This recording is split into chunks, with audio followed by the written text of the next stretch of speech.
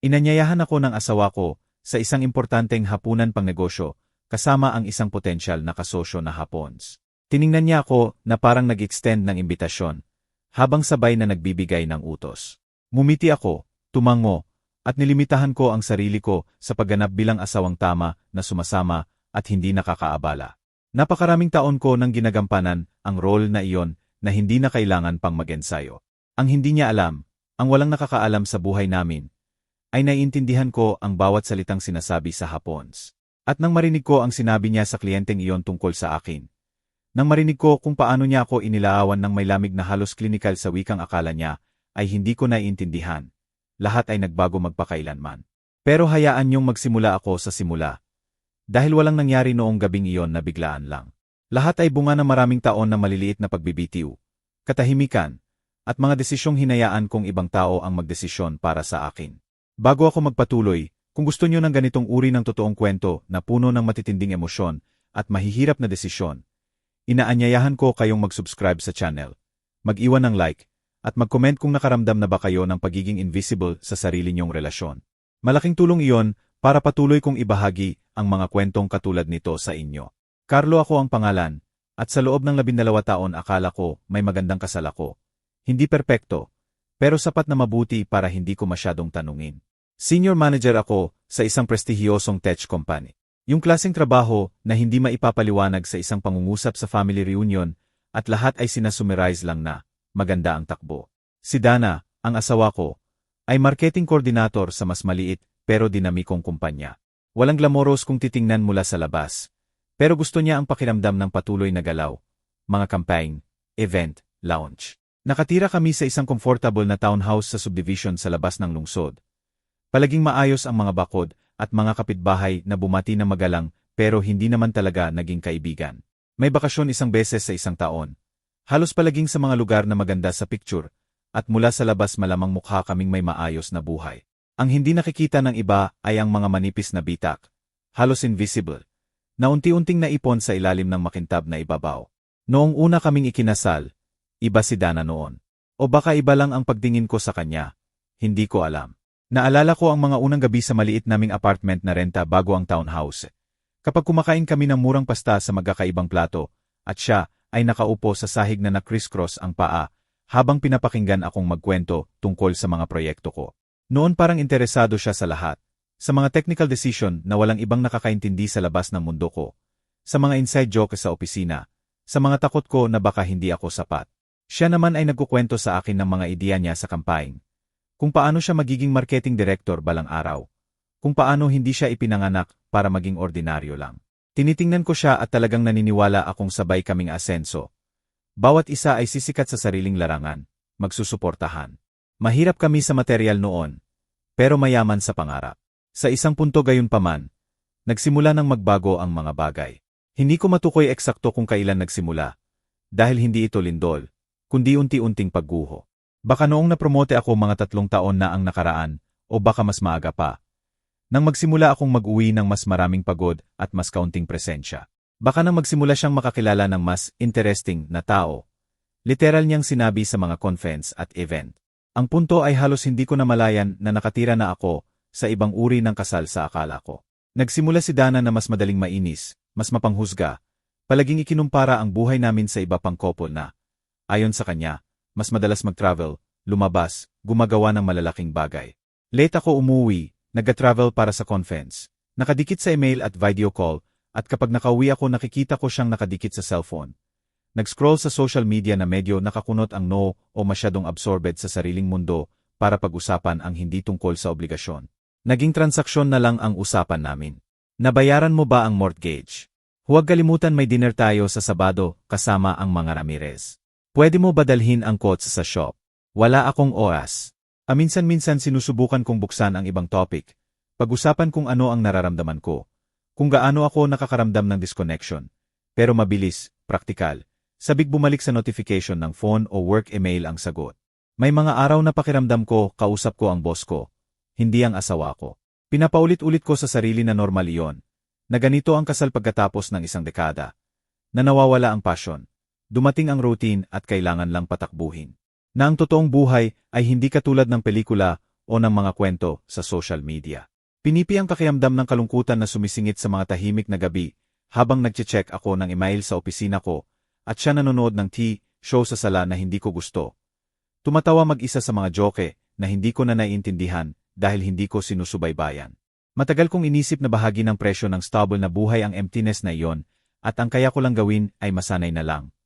Tulad ng pagsasanay sa patuloy na ingay ng lumang makina, nakakaabala pero palaging nakabukas. Naalala ko ang isang gabi lalo na. Isa sa mga ngayon ko lang malinaw na nakikita bilang early warning. Kumain kami sa labas kasama ang ibang couple, mga katrabaho niya. Siya ay creative, siya naman sa events. Buong gabi ay umikot sa campaign, influencer, budget, mahirap na client. Sa isang punto, tinanong niya ako, "Ikaw Carlo, ano ba eksakto ang ginagawa mo?" Binuka ko ang bibig para ipaliwanag sa pinakasimple na paraan ang trabaho ko sa kumpanya. Pero naunahan ako ni Dana. Senior manager si Carlo sa malaking tech company. May hawak siyang systems, numbers, servers, mga technical na bagay. Sabi niya habang kinakaway ang kamay na parang maliit na detalye lang. Magaling siya sa field niya. Very stable. Palagi kong sinasabi na siya ang aking bato. Ngumiti lahat. Maganda pakinggan. Pero may kakaibang sakit sa loob ko. Hindi ang sinabi niya, kundi ang paraan, na parang flat at boring ang career ko. Useful lang bilang base para siya makapag-build ng mas flashy. Mabilis na nawala ang feeling. Sinabi ko sa sarili na sensitive lang ako. Sa paglipas ng panahon, lalong naging mahirap balewalain ang feeling na iyon. Mga 18 buwan na ang nakaraan. May natisod ako na lubusang binago ang direksyon ko. Kahit noon ay wala akong ideya kung gaano kalaki. Nag-scroll ako sa phone sa isang sleepless night sa airport hotel pagkatapos ng flight. Isa iyon sa mga impersonal na kwarto na pare-pareho ang carpet sa iba't ibang lungsod kung saan hollow ang tunog ng katahimikan. Mag-isang kumain, tinitingnan lang ang T-News nang walang nakikita at natulog na walang tulog. Sa gitna ng work email at ads, lumabas ang free trial ng language app. Ang featured course ay Japanese at bigla.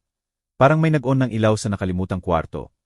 Naalala ko ang isang bahagi ng sarili ko na matagal nang inilibing. Sa college ay nagtoke ako ng isang semester ng Japanese noong iba pa ako. Iba ang pangarap at wala pang takot mag-aksaya ng oras sa impractical na bagay. Nahumaling ako sa writing, sa ibang logic, sa paraan ng ilang salita na may nuance na wala sa Filipino o English. Gusto ko ang pakiramdam ng pagtingin sa mundo mula sa ibang anggulo. Pero dumating ang serious na trabaho, bills, kasal, pagiging responsible. At na-archive ang pangarap na iyon sa mental drawer ng maganda, pero walang kwentang interes. Noong gabing iyon, nakahiga sa hotel bed, may humihiging aircon at makapal na loneliness sa dibdib. Dinownload ko ang app out of curiosity, para lang tingnan kung may naalala pa ako. Mas marami pala akong naalala kaysa inakala ko. Bumalik ang hiragana halos mag-isa, para matiyagang naghihintay sa sulok ng memorya. Tapos katakana, saka mga salitang hiwalay, maikling frese na nakapagpangiti sa akin noon. Sa ilang linggo, nahook na ako. Bawat hapon pagkatapos ng trabaho, sa halip na mag-overtime ng walang saysay para lang iwasang umuwi sa shared silence. Umuwi ako, mabilis na kumain at nagkulong sa opisina ko na may headphone para mag-lessons na parang disiplinadong teenager. Nag-subscribe ako sa podcast. Para sa learners. Nagsimula akong manood ng Japanese drama na may subtitle at kalaunan walang subtitle. Nag-download ng dictionary. Bumili ng ilang books online. Lumipas ang oras nang hindi ko namamalayan. Hindi ko sinabi kay Dana, hindi dahil may tinatago akong krimen, kundi dahil natuto na akong huwag ibahagi ang mga bagay na paninirahan o babawasan niya. Halimbawa, 3 taon noon, binanggit ko na gusto kong mag-enroll sa carpentry workshop bilang hobby. Manual na bagay para makawala sa screen, para may magawa akong tangible. Nagbre-breakfast kami, siya tinitingnan ang phone niya at ako nagbabasa ng news. Bigla kong sinabi, may nakita akong carpentry workshop malapit sa office. Iniisip ko mag-enroll ng ilang hapon sa isang linggo. Tumingin siya sa akin, hindi galit, pero may halo ng surprise at amusement. Carlo, sobra na yung office at meetings mo. Gusto mo pa maging craftsman? Tumawa siya. Huwag kang mag-exaggerate. Saka saan mo kukunin ang oras? Namatay doon ang usapan. Sinubukan ko pang i-justify, na hindi dahil kailangan ng extra income kundi gusto lang. Pero sentenced na bilang ridiculous whim. Pagkatapos noon, natuto akong panatilihing tahimik ang mga interest ko. Mas madali kaysa paulit-ulit ipagtanggol at maging parang bata. Kaya naging secret ko ang Japanese, ang private world ko, at naging magaling ako, talagang magaling. Nag-practice araw-araw, minsan 2 o 3 oras, na parang addict sa bagay na sa unang pagkakataon sa matagal na panahon ay nakapagbigay sa akin ng pakiramdam ng buhay. Nagsimula ako sa online private tutor. Noong una akong nag-click sa video call at nakita ang Japanese teacher nang umingiti at binati ako sa wikang hinintay ko nang hindi ko alam. Halo ng hiya at excitement ang naramdaman ko. Konnichiwa, Carlos-san, sabi niya, at magikalang tunog ng pangalan ko sa Japanese. Nagkamali ako ng marami. Naguluhan sa particles, nalito sa verb tense, nahalo ang vocab, pero bawat maliit na progress ay personal victory. Sumali ako sa study group, forum kung saan nag-share ng tips, books, inside joke. Nagsimula akong magbasa ng simple Japanese teen novel. Una ay bundok, pagkatapos matarik na burol. Sa huli ay challenging pero possible na lakad. Pagkatapos ng 1 taon, naiintindihan ko na ang conversation sa Japanese ng may fluency. Hindi perpekto, syempre, pero sapat para sundan ang simple movie, magets ang intermediate podcast, at makipag-decent conversation sa mga teacher ko. Pakiramdam ko binabawi ko ang bahagi ng sarili ko na inilibing ko sa ilalim ng responsibility at complacency. Bawat bagong salita na natutunan, bawat grammar structure na na-master, ay silent proof na capable pa rin akong lumago, na may iba pa akong pagkatao bukod sa tagapag-uwi ng sweldo o asawa ni Dana. Parang binubuksan ang bintana sa bahay na akala ko sealed na sa loob ng maraming taon at pinapasok ang sariwang hangin sa unang pagkakataon, hangin na may ibang alphabet pa. Habang lumalawak ang inner world ko, lalong sumisikip ang daily life ko. Si Dana ay lalong absorbed sa trabaho, contacts, strategic dinner niya. Nagsimula siyang magsalita tungkol sa networking na parang second religion. Napuno ng event ang weekend namin na ako ay sumasama dahil obligado lang. Nagpapanggap na interested sa usapan tungkol sa client at brand na hindi ko kilala. Siya naman ay parang nagniningning sa environment na iyon, at habang lalo siyang nagniningning sa labas, lalong kaunti ang ilaw na dala niya pauwi. Isang gabi, huli ng September, mas maaga akong umuwi kaysa karaniwan. Nakatakas ako sa meeting na parang walang katapusan gamit ang excuse na may report na kailangan i-review sa bahay. Tanggal ang jacket, inilagay ang susi sa bowl sa entrance, at pumasok sa kusina para maghanda ng mabilis na hapunan. Kakakuha ko lang ng plato nang pumasok si Dana, halos kasunod ko, na may energy na hindi ko na nakikita sa kanya sa loob ng buwan. May kislap sa mata na dating nakalaan lang sa good news namin. Carlo, may magandang balita ako. Sabi niya habang inilalagay ang bag sa mesa ng mahina. Malapit na nating i-close ang partnership sa isang Japanese tech company. Malaki ito para sa atin. Darating ang general manager nila next week at hiniling ng boss ko na dalhin ko siya sa exclusive Japanese restaurant. Kailangan mo akong sumama sa business dinner. Tanong ko habang binubuksan ang ref kahit wala naman akong gutom. Tinanong talaga ni Mr. Tanaka kung may asawa ako. Japanese business culture. Dagdag niya na parang nagtuturo. Gusto nilang malaman na stable ka. Family-oriented. Maganda sa image. Kumuha siya ng bottled water.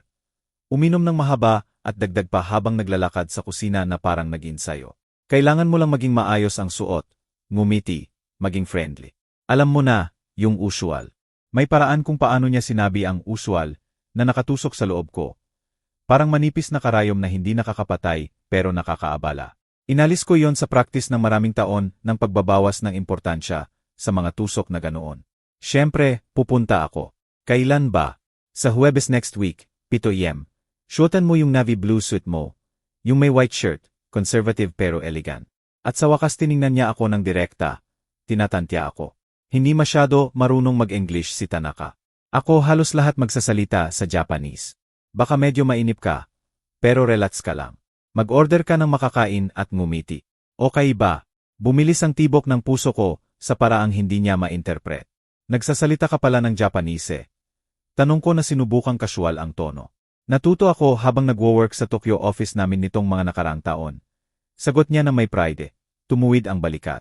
Medyo fluent na ako ngayon. Isa yon sa dahilan kung bakit iniisip nila akong ipromote ng malaki. Bihira sa field ko ang makapag-negosyete sa Japanese. Hindi niya tinanong kung nagsasalita ako. Hindi pumasok sa isip niya na may interest o knowledge ako. Bakit naman? Sa isip niya, ako ang busi executive na English at numbers lang. Ang asawang lalabas sa picture para magpakita ng stability. Muling tiningnan ko ang loob ng ref habang nasa ibang lugar na ang isip. Maganda yan, mahal. Pupunta ako. Nang lumabas siya ng kusina, nakatayo pa rin ako sa counter. Bukas pang pinto ng ref at malamig ang hangin na tumatama sa mukha ko. Isang opportunity ang biglang bumagsak mula sa langit. Opportunity na makarinig ng conversation na private sa tingin ni Dana. Marinig kung paano talaga siya magsalita. Kung paano niya ipinakikilala ang sarili. Kung paano niya inilalaawan ang buhay namin kapag akala niya, hindi ko naiintindihan. May bahagi sa akin na nakaramdam ng dumi sa pag-iisip na samantalahin yon. Pero mas malaki ang bahagi na lalong nakakaramdam ng invisibility sa sariling kasal.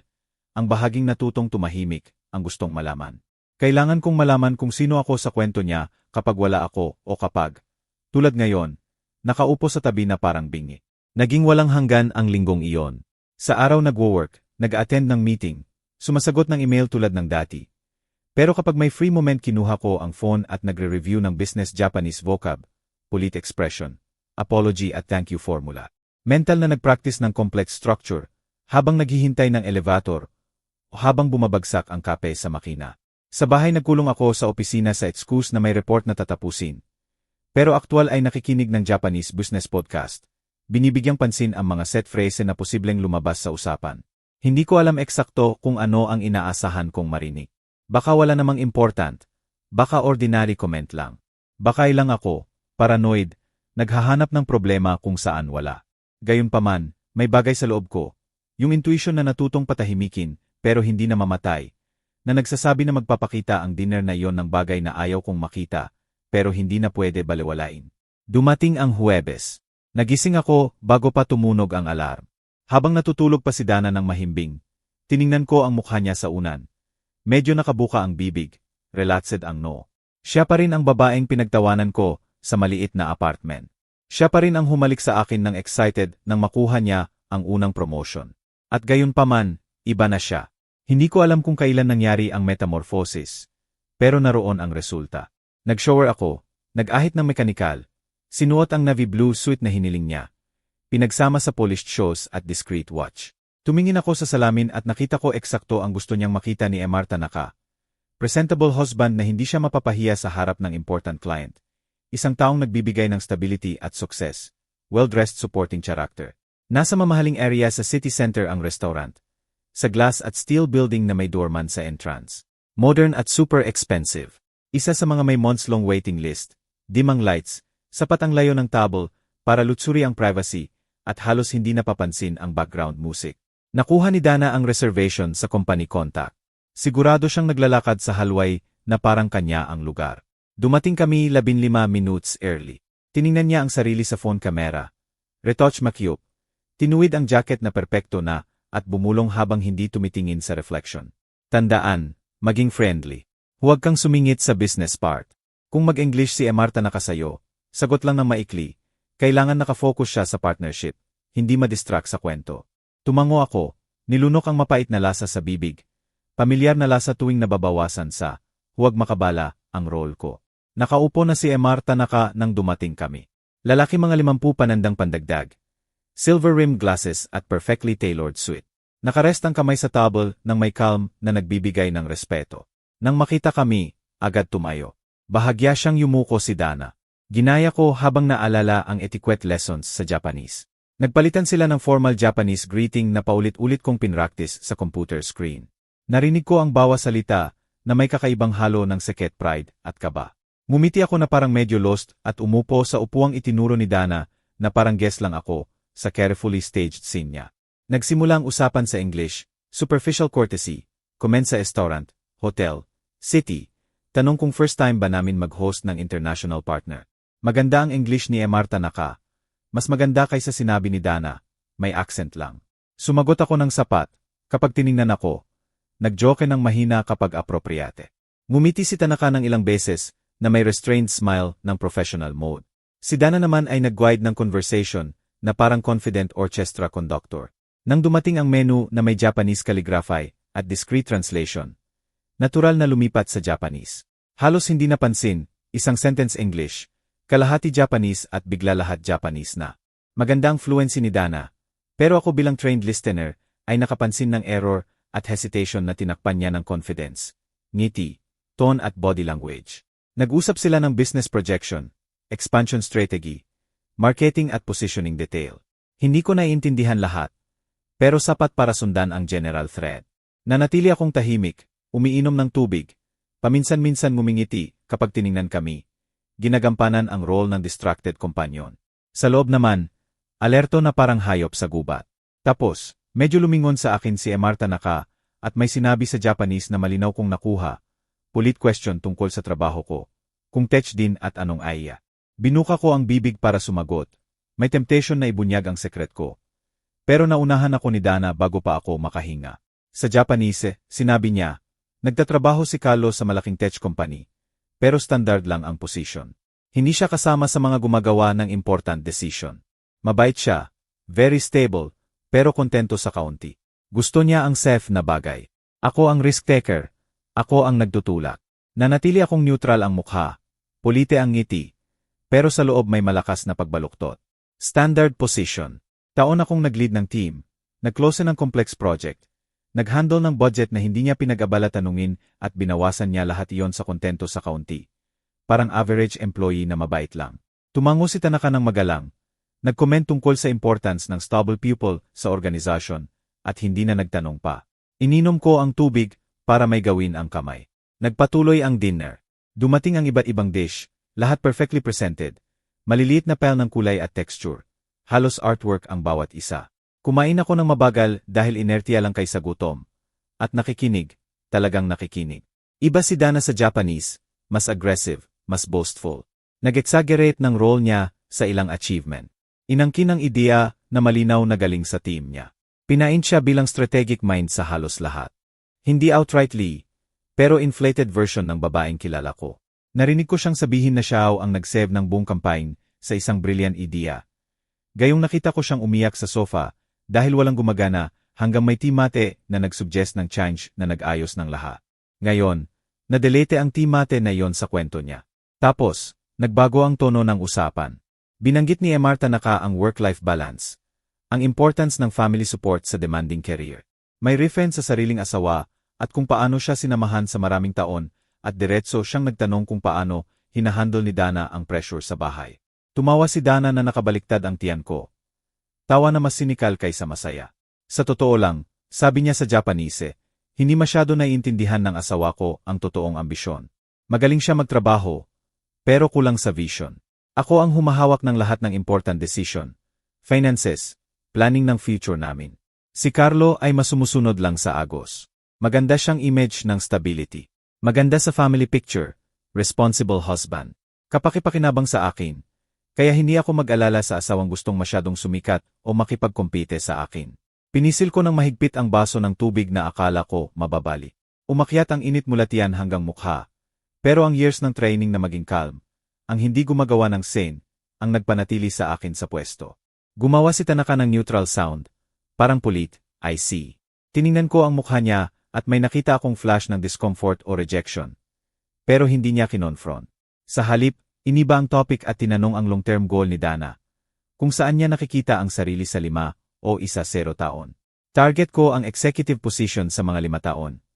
Patuloy ni Dana sa Japanese nang may paihong inflated confidence.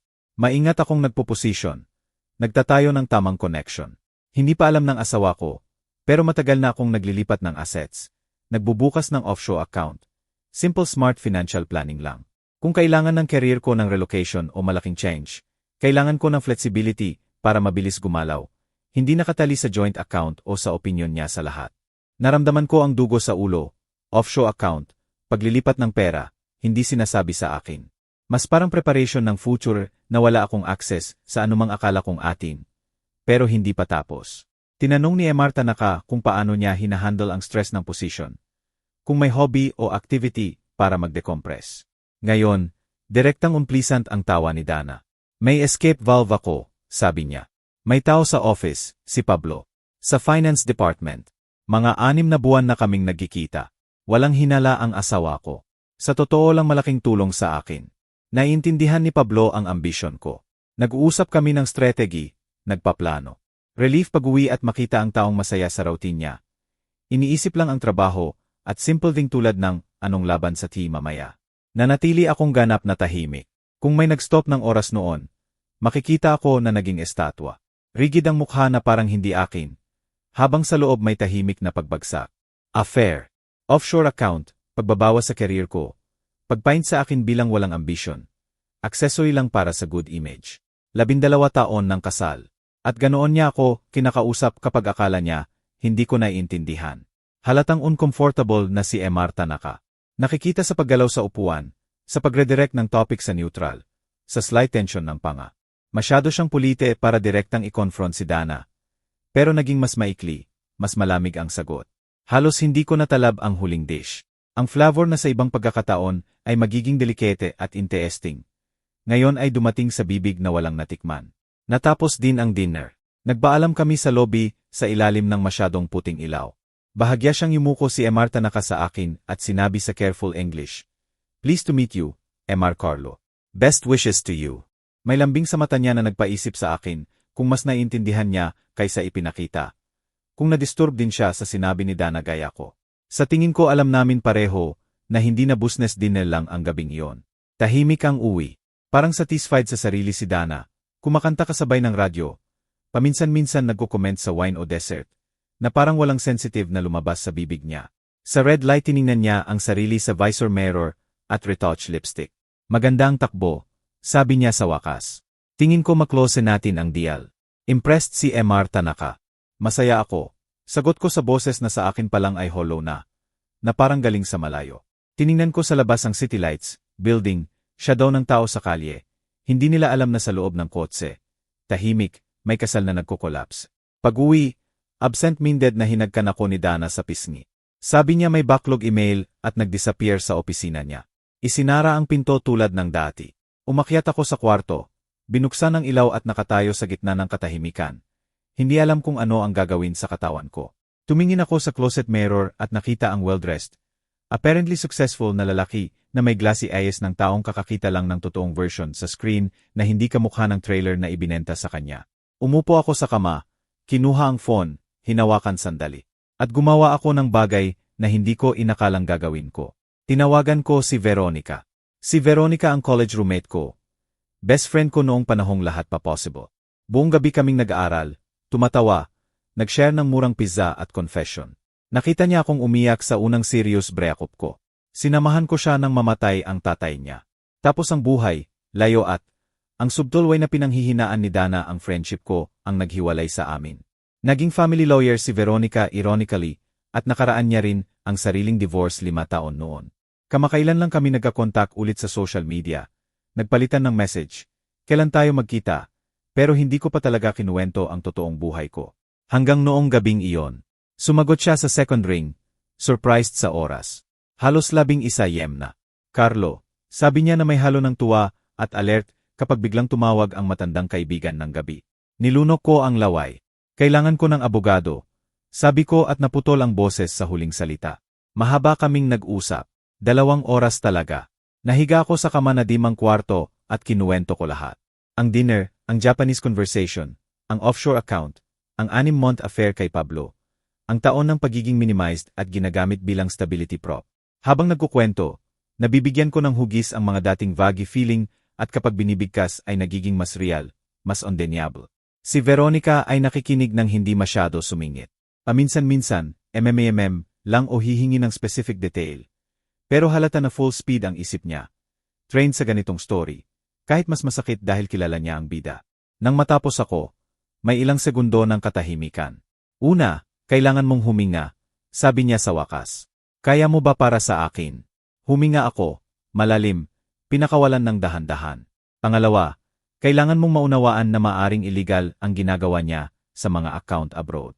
Definitely unethical kung itinatago ang marital asset para sa future divorce o para kontrolin lahat.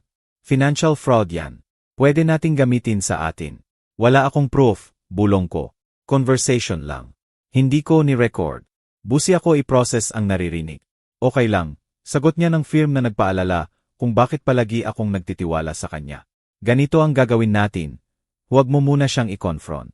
Alam ko gustong-gusto mong gawin, na nagsusunog ang pangangailangan na isigaw sa mukha niya lahat ng alam mo. Pero kailangan strategic tayo. Simula bukas magsisimula kang mag-collect ng document, bank statement, tax return, kahit anong financial record na accessible mo. Picture, i-forward sa sarili mo ang email, kahit ano. Kung naglilipat siya ng pera, may trail. Makikita natin. Veronica, takot ako, aminin ko. Hindi lang takot mawala ang kasal, na talagang wala na, kundi takot malaman lahat ng nasa ilalim. Alam ko, sabi niya. Pero alam ko rin na matalino at capable ka, at kakapakita mo lang yan ng matuto kang mag-Japanese nang hindi niya alam. Hindi ka yung conformist na lalaki na inilaawan niya. Kaya mo ito at hindi ka nag-iisa. Mula ngayon, sabay nating hahawakan ang mangyayari. Okay ba? Nang mag-goodbye, nakatitig ako sa kisam sa dilim. Tapos umupo sa gilid ng kama at pinayagan ko nang tumama sa akin lahat ng pinigilan ko sa restauran. Galit, betrayal, sakit, takot. Umiyak ako ng tahimik, nakakuyom ang kamao sa tuhod. Halo ng humiliation at relief. Pero sa ilalim ng lahat, nagsimula nang lumaki ang ibang bagay, malamig at malinaw na determination. Hindi na ako magiging useful husband lang bilang stability decoration. Hindi ko napababayaang bawasan at dayain ako sa sariling bahay. Babawiin ko ang kontrol sa buhay ko. Kahit kailangang sunugin lahat ng nabuild ko hanggang noon. Sa unang pagkakataon sa matagal na panahon, hindi ako ang naghihintay kay Dana na magdesisyon ng next move, kundi ako ang magdedesisyon sa akin. Kinabukasan, tumawag ako sa office na mag-work from home ako dahil hindi maganda ang pakiramdam. Sapat ang credit at trust ko para walang awkward question. Halos hindi napansin ni Dana. Bumulong lang tungkol sa important meeting at umalis sa office na may kape sa isang kamay, phone sa kabila. Mula sa bintana nakita ko siyang sumakay sa kotse. Ayusin ang rearview mirror, check ang makyup at umandar ng hindi alam na habang lumalayo siya. Nagsisimula ng gumuho ang maingat niyang itinayong buhay sa pinakahindi niya inaasahan, sa sarili niyang drawer. Pagkawala ng kotse sa kanto, nagsimula akong maghanap. Sa maliit na desk niya sa sala, nakastore ang file ni Dana. Palagi kong akala chaotic, pero may sariling logic pala. Half-open envelope, folder na may half-level. Sticky note na may abbreviation na siya lang ang nakakaalam. Binuksan ko ang drawer na mabilis ang tibok ng puso na may feeling na lumalampas ako ng line. Pero naalala ang boses ni Veronica. Self-defense yan.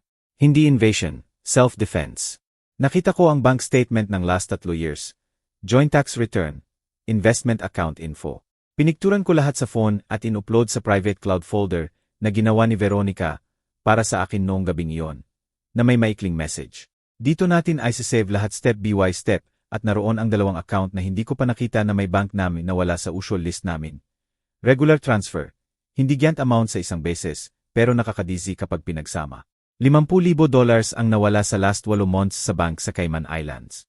Unti-unting naubos ang joint savings namin, hindi bigla, kundi maliliit na kagat na designed para hindi magising ang suspicion sa taong hindi magtititig. Tulad ko, na nagtitiwala. Naramdaman ko ang pagduduwal. Kinailangan kong sandalan ang mesa sandali para hindi mawalan ng balanse. Pero nagpatuloy ako sa pagpicture, patuloy sa pagdocument. Sabi ni Veronica maging thorough, kaya ginawa ko. Nakita ko rin ang printed at archived email, correspondence tungkol sa maliit na investment property na hindi ko alam na meron, o mas tama, pag-aari niya. Beach apartment na binili sa pamamagitan ng kumpani na hindi ko pa narinig. Lahat sa pangalan niya. Wala ang akin. Na parang hindi ako umiral sa planong iyon. At nakita ko ang email kay Pablo. Careless si Dana o sobrang confident. May mga na-print na exchange, marahil para i-review ang figure o date. At iniwan sa blue folder na walang clear label. Nagsimula akong magbasa na akala ko work document. Pero ang unang linya ay nagpahinog sa akin. Romantic message, intimate comment tungkol sa hotel night sa business trip, private joke tungkol sa kung gaano ako innocent, plan para sa future na malinaw na wala ako. Sa isa na isinulat ilang araw bago ang dinner kay Tanaka, nakasulat. Pag-aayos ko ng issue tungkol kay Carlo. Pwede na ba tayong tumigil sa pagtatago? Kailangan ko lang ng kaunting oras para mailagay lahat sa tamang pwesto. Issue, Carlo. Iyon na lang pala ako. Administrative problem na kailangang ayusin para gumana ang ideal life niya. Iningatan ko ang bawat email na parang piece ng makabre puzzle. 6 na linggo akong tahimik na nagko-collect ng evidence. Nakatira sa babae ngayon ko lang malinaw na nakikita at gayunpaman. Natutulog pa rin sa kama ko. Kumakain sa mesa ko. Kinakausap ako na parang walang nangyayari. Ang mga araw na iyon ang pinakamahaba at pinakakakaiba sa buhay ko. Gumigising ako, nagbre-breakfast kasama siya. Pinapakinggan ko siyang magreklamo sa traffic, boss, katrabaho, kung gaano siya kailangang magpursige para makuha ang nararapat. Paminsan-minsan binabanggit si Pablo na parang kasual. Yung sa finance na nagbibigay ng headache sa amin. At tumatango ako na pakiramdam ko mask na ang mukha ko. Nagtatrabaho, Nag-attend ng meeting at paminsan-minsan nagpupunta sa CR para i-check ang message ni Veronica na nag-o-organize ng info. Nagdatayo ng case na may precision nang nakakita na ng maraming bersyon ng parehong story. 2 beses sa isang linggo kaming nagkikita sa opisina niya. Dumating ako na may folder o phone na puno ng bagong picture. Tinanggap niya ako na may kape at expression na halo ng professional at pagmamahal. Maliit ang opisina niya, puno ng papel, diploma sa wall, bookshelf na puno ng law book at half-dead plant sa sulok. Malaking kaibahan sa sterile office ko na puno ng screen at graph. Doon, nakaupo sa harap niya, mas pakiramdam ko tao kaysa manager. Pinag-usapan namin ang bawat document, email, suspicious movement. Dito, sabi ni Veronica habang minamarkahan ang date. Nagsimula siyang alisin sa savings at dito coincide sa purchase na wala sa normal planning nyo. Itong email kay Pablo, dagdag niya, pure gold. Inamin niya ang knowledge sa money movement. Nilalagay din siya sa problema. Pero lalo na proof na hindi aksidente lahat. Awar ka ba na plan talaga niya lahat? Tanong ko minsan na may halo ng amazement at horror. Sagot niya nang titingnan ako ng direkta. At dahil diyan, gagawin natin ng tama. Hindi ito walang laman na revenge, kalo, justice ito. Kinukuha mo ang nararapat sa'yo at nilalagyan ng limit ang taong hindi inakalang kaya mo. Samantala, sa bahay, parang iba ang reality na kinabubuhayan ni Dana. Patuloy siyang nagkukwento ng possible promotion niya, ng Japanese partnership, ng step na ginagawa niya para masecure ang future namin. Minsan mas affectionate pa siya kaysa dati, na parang may nararamdaman o dahil alam niyang malapit na niyang i-execute ang plan, pwede niyang i-allow ang anticipatory nostalgia. Pinagmamasdan ko siya na may halo ng sadness at distance. Tumigil na akong magtanong kung kailan niya ako, tumigil mahalin, at nagsimula akong tanggapin na wala na lang talaga ako sa equation niya. Sigurado ka bang gusto mong ituloy ito ng ganito? Tanong ni Veronica sa isa naming meeting ng armado na ang case. Magiging bomba ito sa kumpanya niya. Pwedeng mawalan siya ng lahat kahit pansamantala. Naalala ko ang dinner, ang mga sinabi niya, ang issue Carlo, ang kasual na paraan ng pagsabi ng pagtatago ng pera. Siya na ang nagpaplano na iwanan akong walang-wala. Sagot ko. Literal niyang sinabi. Matagal na niyang pinaghahandaan ito. Ako lang ang nauna. Dahan-dahan tumango si Veronica. Sage, gagawin natin ng tama. Pinili namin ang Biyernes. Isinampa ni Veronica ang divorce petition Huwebes hapon, bago magsara ang court. Biyernes umaga, nakaformal ako na parang papasok sa office. Perfect ang T-note, may briefcase. Pero sa halip na sa office ko, pumunta ako sa opisina ni Veronica. Sa eksaktong siyam, matatanggap ng ilan ng kumpanya ni Dana ang dossier na may lahat ng evidence. Money movement, offshore account, email kay Pablo, lahat organized na may ruthless precision. Sa 9:30 minuto, may court officer na magde-deliver ng divorce paper sa opisina niya. Hindi ko sinasadyang imaginahin ang scene. Binubuksan niya ang envelope na nakakunot ang noo. Binabasa ang pangalan ko sa papel na hindi niya inaasahan. Nakaupo ako sa conference room ni Veronica. Mahabang mesa, bintana na may pale light, coffee maker sa sulok. May kape sa harap ko na hindi ko matikman. Tinitingnan ko ang orasan bawat 2 minuto. Tumatayo, naupo ulit. Sa isang punto, kinuha ko ang phone para mag-distraction at may nakita akong notification. Message ni Dana tungkol sa Saturday dinner namin sa kaibigan. Iniwan ko nang hindi sinagot. Ilang minuto pagkatapos, pinatay ko na ang phone. Ayaw kong makita ang tawag o message niya kapag nalaman niya ang nangyayari. Sa 11 pumasok si Veronica na may laptop. Tapos na, sabi niya. Delivered ang paper. Received ang evidence. Immediate suspension nila habang iniimbestigahan. May contact tayo sa IAR. Nag-message sa akin. Umupo siya sa harap ko. Kamusta ang pakiramdam mo? Malalim akong huminga. Inilagay ang kamay sa mesa para may maramdaman akong solid. Takot na takot, aminin ko, pero payapa, na parang sa wakas gumagawa ako ng tama para sa sarili ko. Noong gabing iyon, tumuloy ako sa bahay ni Veronica. May guest room siya na light color, double bed at simple lampshade. Sabi na niya pwede akong tumira doon hanggat kailangan. Tinulungan niya akong i-draft ang email sa trabaho ko, na magre-request ako ng personal leave sa ilang linggo. Nag-order kami ng food delivery, nagbukas ng wine, nag-usap ng kahit ano maliban sa divorce sa 1 oras, na parang pwede nating bigyan ng break ang tragedy. Sa unang pagkakataon sa maraming taon, naramdaman kong makahinga ako nang hindi kailangang i-justify ang bawat decision.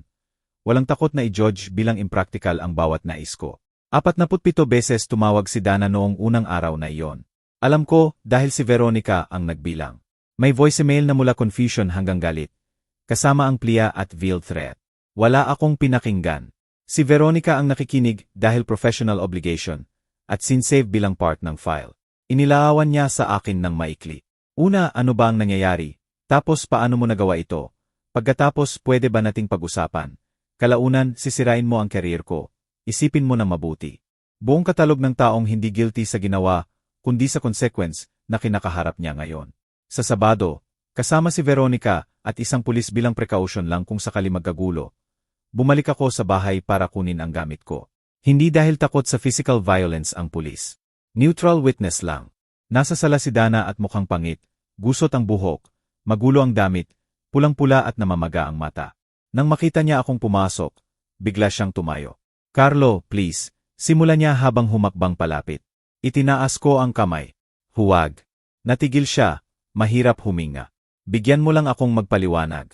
Paliwanag ng ano? Tanong ko na may kakaibang calm. Na niloloko mo ako. Na nagtatago ka ng pera. Na sinabi mo sa partner na walang ambisyon ako. Useful lang para sa image ng stability. Narinig ko ang bawat salita noong dinner na iyon. Dana. Bawat isa. Biglang nawala ang kulay sa mukha niya. Na parang may nag-off ng switch. Hindi ka nagsasalita ng Japanese. Nautal niya. Fluent ako sa Japanese ng mahigit 1 taon na. Sagot ko. Kakaiba na hindi mo man lang tinanong. Hindi kailanman interesado malaman kung ano ang ginagawa ko, sa oras ko, habang busi ka sa trabaho o kay Pablo. Sinadya kong banggitin ang pangalan. Nakita ko kung paano nanginginig ang baba niya. Bumagsak siya sa sofa na parang hindi na kaya ng tuhod. Suspended ako sa company. Sabi niya pagkatapos ng ilang segundo. Iniimbestigahan nila lahat, Carlo. Pwedeng mawalan ako ng trabaho. Hindi na problema ko iyan, sabi ko. At nagsimula akong maglakad papuntang hagdan patungong kwarto para mag-empake. Sandali. Desperate ang boses niya. Halos hysterical. Maayos natin ito. Couples therapy, kahit ano. Tatapusin ko kay Pablo. Kaya nating lampasan. Nagkamali lang ako. Nalito lang ako.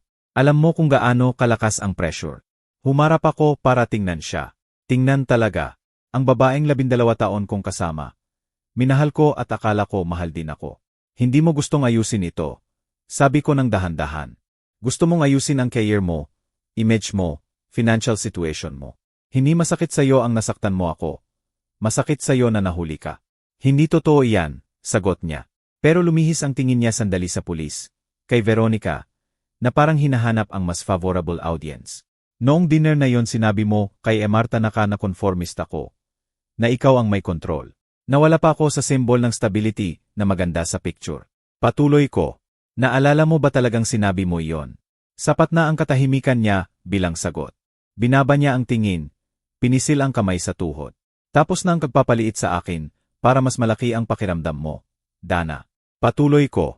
Tapos na ang pagiging convenient husband na hindi masyadong demanding. Mag-file ka ng kahit anong motion.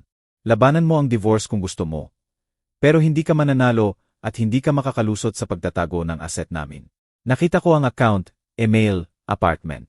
Hindi mo na pwede sabihing misunderstanding. May nakita akong may nabasag sa expression niya.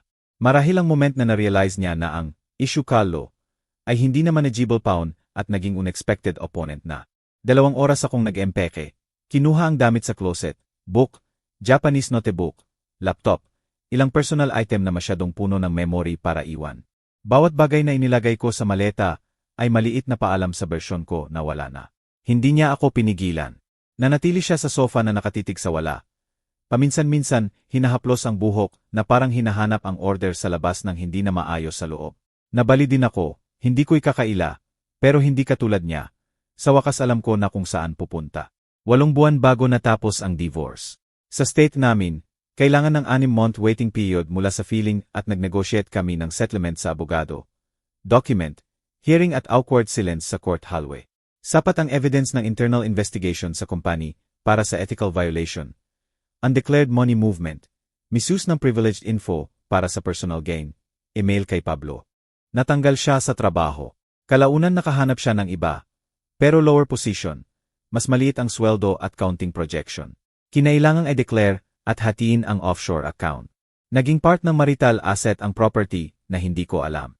Si Veronica, sa patient efficiency niya, hinila ang bawat thread hanggang na-disassemble ang tela na itinago ni Dana sa likod ko.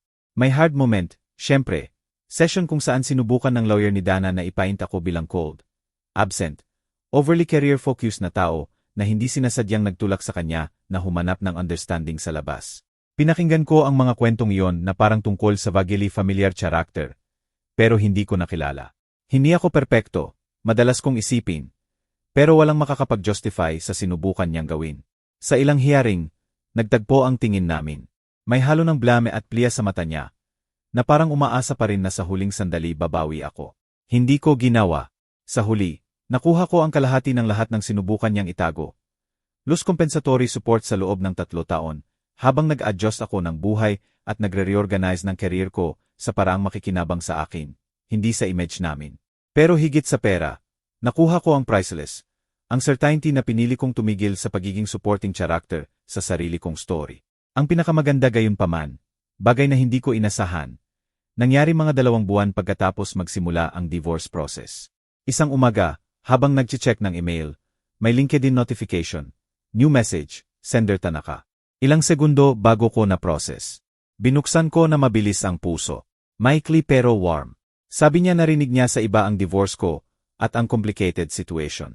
Dagdag niya na sa dinner may impression siya na mas naiintindihan ko kaysa ipinakita ko at na-confirm yon nang malaman ang ilang detail kalaunan.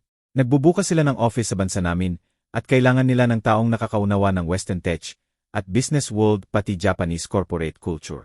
Ang combination mo ng experience at language proficiency, isinulat niya, ay magiging invaluable. Tinatanong kung interested akong mag-coffee at pag-usapan ang possible position. Naalala ko ang eksaktong feeling, na parang biglang may nagbukas ng pinto sa wall na akala ko solid. Nakipagkita ako sa kanya at team niya ilang linggo pagkatapos sa discreetly luxurious hotel conference room. Sa pagkakataong ito, Japanese agad mula umpisa. Nakita ko kung paano nagliwanag ang mata niya ng may genuine respect at may touch ng amusement sa pagkakaloko namin sa lahat noong gabing iyon. Nagpapanggap na mute-guess. Alam ko, sabi niya sa akin sa Japanese sa dulo ng interview, nang relaxed na ang atmosphere.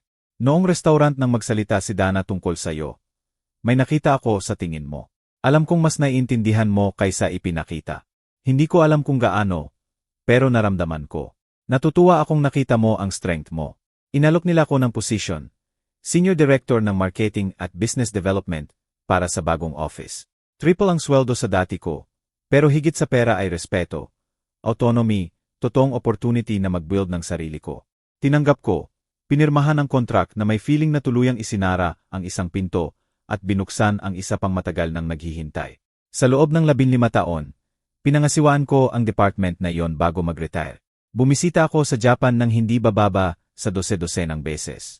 Nilakad ko ang mga kalye na dati ay sa drama at picture lang nakikita. Kumain ng dish na natutunan ang pangalan sa language class.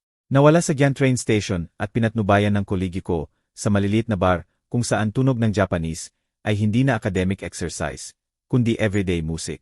Nakabuo ako ng totoong malalim na friendship sa mga taong nakakilala sa akin hindi bilang asawani, kundi bilang kalo, serious guy na may unexpected sense of humor, ang nagsisikap na unawain hindi lang ang wika kundi pati ang subtlety ng culture. Sa trabaho, sa unang pagkakataon, naramdaman kong pinapakinggan ang opinyon ko dahil sa value nito, hindi dahil maganda sa picture. Sa personal naman, nagbago rin ang buhay ko. Lumipat ako sa simple pero maliwanag na apartment kung saan ako ang pumili ng bawat gamit. Walang negotiation. Nadiskubre kong gusto ko magluto. Relaxing ang paghiwa ng gulay habang nakikinig ng Japanese music o history podcast. May ilang naging girlfriend. May 5 taon serious relationship sa katrabaho sa ibang company. Babaeng nakapag-divorce din at maraming tawa at ilang luha ang pinagsaluhan namin. Natapos ng friendly dahil nagsimulang maghiwalay ang landas namin. Pero hindi na ako muling lumiliit para pumasok sa mold ng vision ng iba kung sino dapat ako. Hindi na ako humihingi ng permiso para sa hobby. Hindi na itinatago ang interest ko dahil takot na baka mukhang ridiculous. Isang beses akong nag-email ni Dana, mga 3 taon pagkatapos maging final ang divorce. Mahabang message kung saan kinuwento niya na nag-asawa ulit siya. May maliit na anak, na na-stabilize ang career niya sa ibang kumpanya. Humingi siya ng sorry sa kung paano nagtapos ang relasyon namin, at sinabi niyang umaasa siyang okay ako. Nagkwento ng mistake ng kabataan, nang hindi pagpapahalaga sa meron kami. Binasa ko hanggang dulo, isinara at hindi na sumagot. May chapter na hindi kailangan ng epiloge at isa iyon. Ang katahimikan ko ang tanging sagot na ibinigay ko. Ngayon 63 na ako. Mahigit 20 taon na ang nakaraan mula noon. Pero malinaw pa rin ang bawat detalye na nakakagulat minsan. Restaurant na dim ang ilaw. Ang satisfied gleam sa mata ni Dana habang ipinakikilala ang sarili bilang strategic mind. Pinipint ako bilang gray man. Ang calm voice ni Veronica sa phone, ang unang email ni Tanaka, ang unang flight papuntang Tokyo, ang divorce, kahit masakit, ang nagbalik sa akin ng buhay. Pinilit akong tingnan ang salamin at tanungin kung sino ako nang wala ang role ng asawa. Wala ang fakade ng stable marriage. At laban sa lahat ng hula, mas gusto ko ang lalaking lumabas sa sunog kaysa sa pumasok doon. Patuloy akong nag-aral ng Japanese. Ngayon para lang sa pleasure. May bookshelf na puno ng novel. Simple man o yung nagpapawis pa rin ako, at enjoy ang paghahanap ng bagong salita na hindi lubusang matranslate. Nanonood ng movie, series, minsan news lang para marinig ang RYTM ng wika. Paminsan-minsan nagbibigay ako ng private lesson sa young professional na gustong matuto para sa trabaho. Tinitingnan nila ako ng curious kapag kinukwento kong nagsimula ang language na yon bilang secret escape ko at naging ang nagligtas sa akin. Living proof ako na capable pa rin ako ng higit sa inaakala ko habang nakatira ng maliit sa marriage kung saan halos hindi binibilang ang boses ko. Ang dinner na yon sa Japanese restaurant ay sabay na pinakamasama at pinakamabuti sa buhay ko. Pinakamasama dahil narinig ko ang truth na sumira sa reality na akala ko safe. Dahil pinilit akong tanggapin na ang babaeng kasama ko sa kama ay hindi ang akala kong tao. Pinakamabuti dahil tinulak ako sa wakas na kumilos. Tumigil sa pagtanggap ng mas kaunti sa nararapat. Lumabas sa comfortable discomfort ng pagiging invisible. Kung nakikinig ka nito at nasa marriage ka kung saan nakakaramdam ka ng invisibility, kung saan binabawasan ka, kung saan ang achievement mo ay pinagtatawanan o ginagamit lang bilang decoration sa buhay ng iba, pakinggan mo ang feeling na iyan. Hindi weakness, hindi exaggeration, hindi ingratitude. Ito ang inner voice mo na sinusubukang magbigay ng babala na may mali. Matuto ng wika, anuman ang kailangan mo.